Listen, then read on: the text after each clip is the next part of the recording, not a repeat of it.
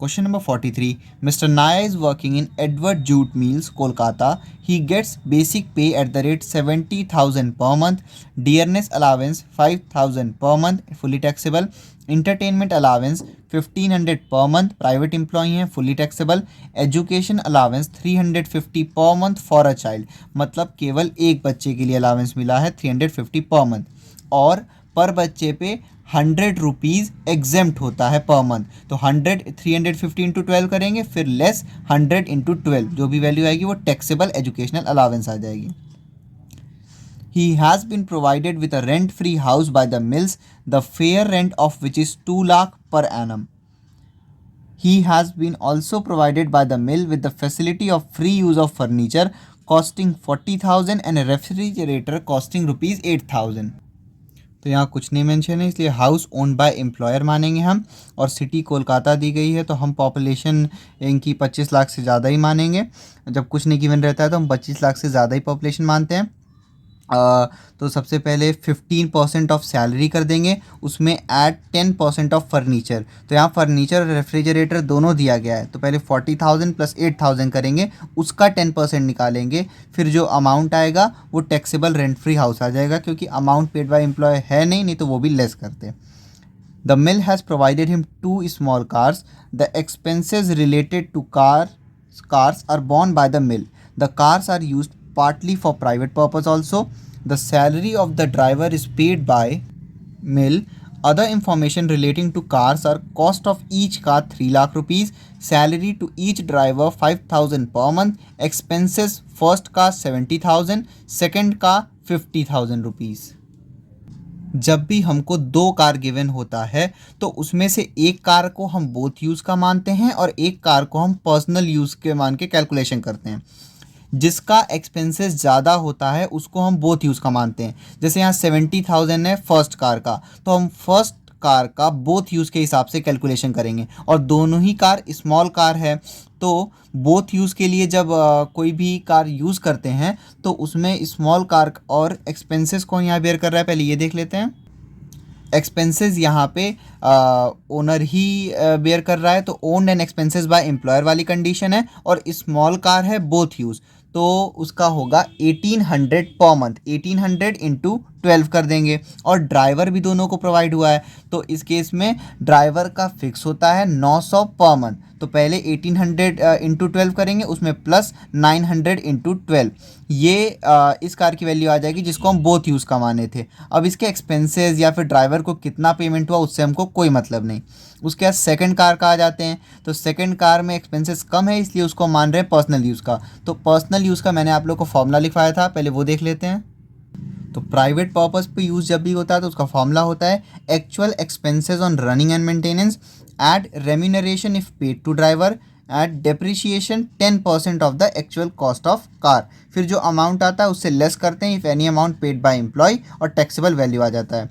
तो एक्सपेंसेस हम केवल सेकंड कार को प्राइवेट पर्पस का मान रहे हैं, तो 50,000 रुपीज़ आ जाएगा एक्चुअल एक्सपेंसेस में। रेम्यूनरेशन पे टू ड्राइवर तो हाँ है 5,000 पर मंथ पे है, तो केवल एक ड्राइवर का हम निकालेंगे क्योंकि ये हम बस सेकंड कार के लिए कैलकुलेट कर रहे हैं। तो 5,000 इंटू 12 कर देंगे 60,000 रुपीज़।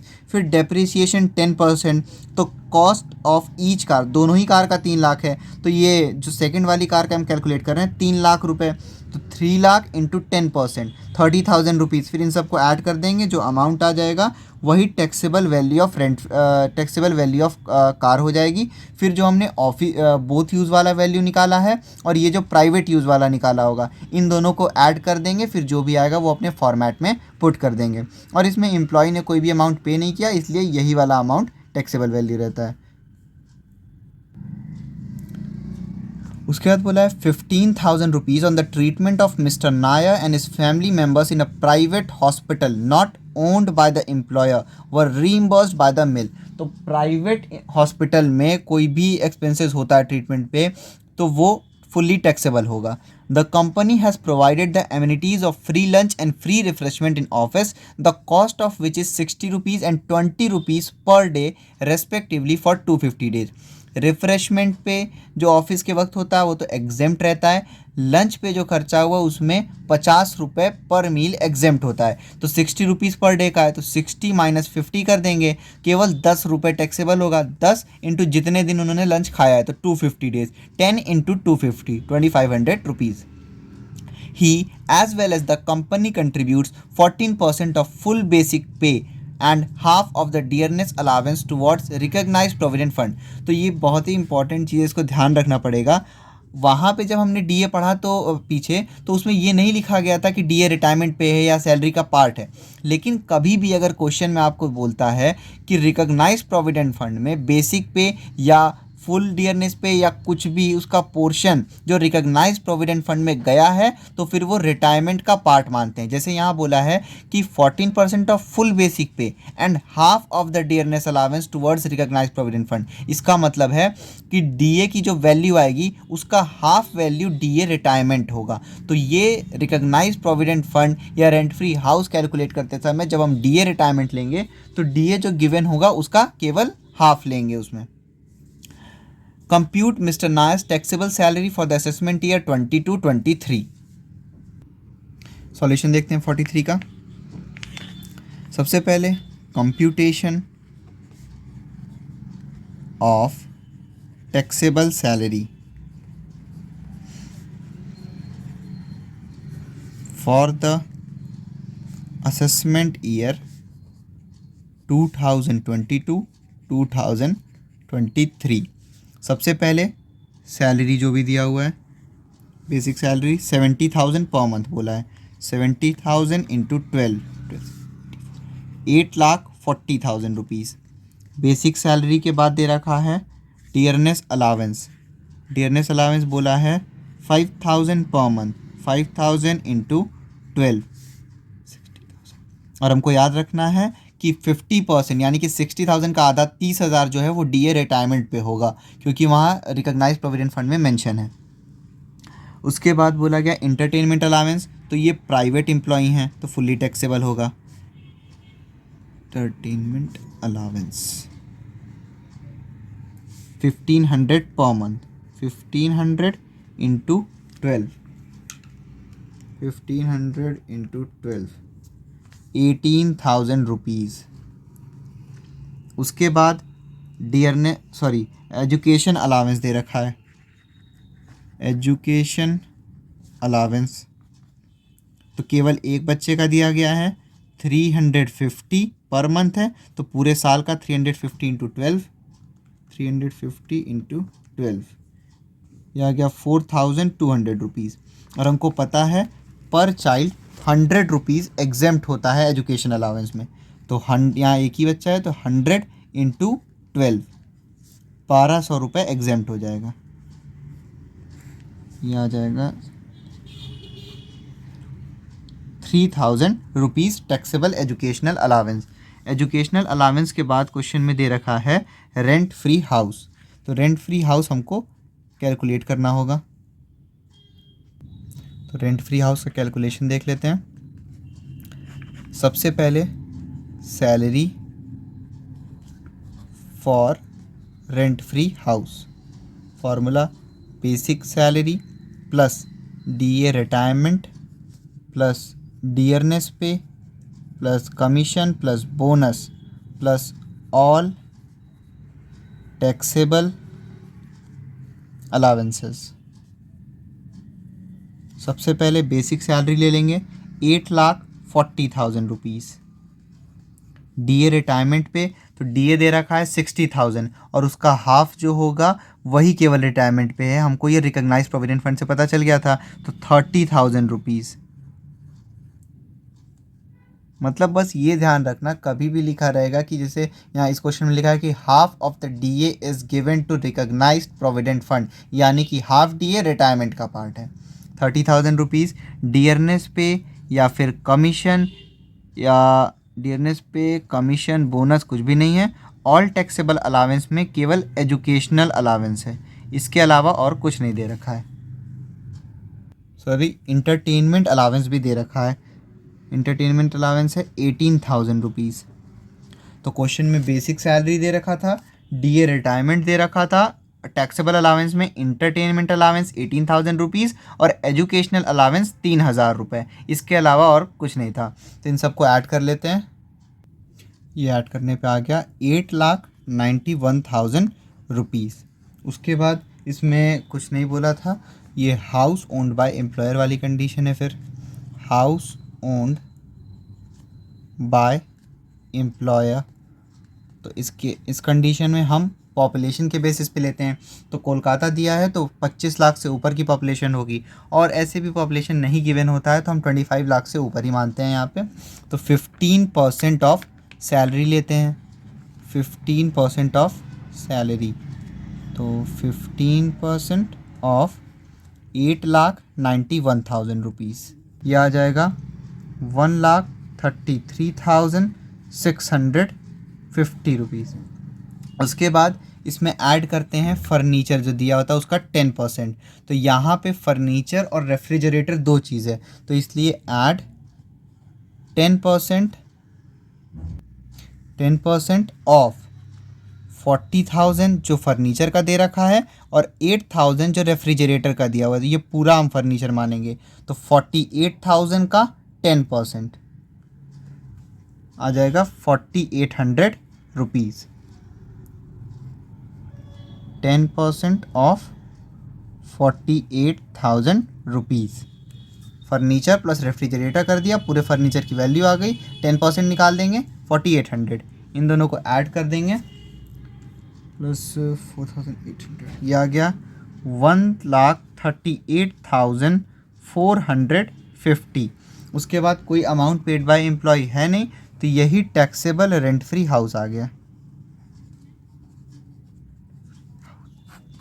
सैलरी कैलकुलेट कर लिया, फिर पॉपुलेशन के बेसिस पे 25 लाख से ज़्यादा था, कुछ नहीं गिवन था, तो 15% ऑफ सैलरी निकाला, फिर ऐड किया 10% ऑफ फर्नीचर। 40 प्लस 8,000, 48,000 का 10%, 4,800 आ गया 1,38,450। 1,38,450। जो फेयर रेंट बोला है उससे हमसे कोई मतलब नहीं है। अब कार गिवन है तो कार का हम कैलकुलेशन करेंगे। तो अब कार का कैलकुलेशन करेंगे, और जब दो कार दी होती है तो एक कार को हम बोथ यूज़ का मानते हैं जिसका एक्सपेंसेस ज़्यादा होता है। तो जिसका एक्सपेंसेस ज़्यादा होता है उसको हम बोथ यूज़ के लिए मानते हैं। इस क्वेश्चन में कार 1 पे 70,000 एक्सपेंसेस है, तो कार 1 को हम बोथ यूज़ का मानेंगे। तो बोथ यूज़ है, स्मॉल कार है, owned and expenses by employer है, तो फिर 1,800 पर मंथ वैल्यू होगा। कार का वैल्यू हो जाएगा 1,800 इंटू 12। उसके बाद इसमें ड्राइवर भी प्रोवाइड हुआ है, तो ड्राइवर का भी फिक्स होता है बोथ यूज़ में 900 पर मंथ, 900 इंटू 12। तो पहले 1,800 इंटू 12, यह आ गया 21,600 रुपीज़, और ड्राइवर 900 इंटू 12, यह आ गया 10,800 रुपीज़। इन दोनों को ऐड कर देंगे,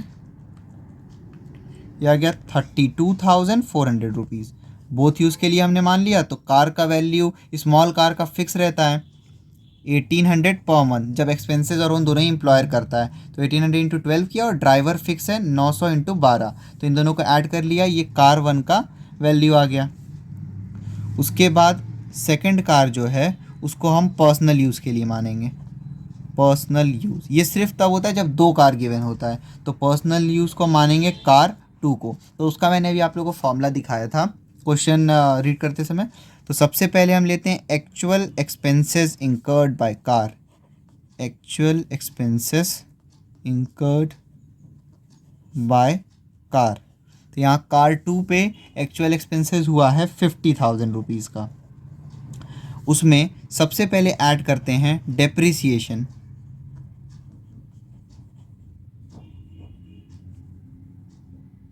तो डेप्रिसिएशन 10% ही लेते हैं हम। तो कार की वैल्यू दोनों ही कार के 3 लाख है, तो 3 लाख रुपए का 10%, ये हो जाएगा 30,000 रुपीज़। उसके बाद इसमें रेम्यूनरेशन भी दिया गया ड्राइवर को, तो फॉर्मूला में हमने ये भी पढ़ा, remuneration if paid to driver, तो यहाँ पे ड्राइवर को पे है, ड्राइवर को पे हुआ है यहाँ पे, सैलरी दिया गया ड्राइवर को 5,000 पर मंथ, तो 5,000 इंटू 12 ये हो जाएगा 60,000 रुपीज़। इन तीनों को ऐड कर देंगे,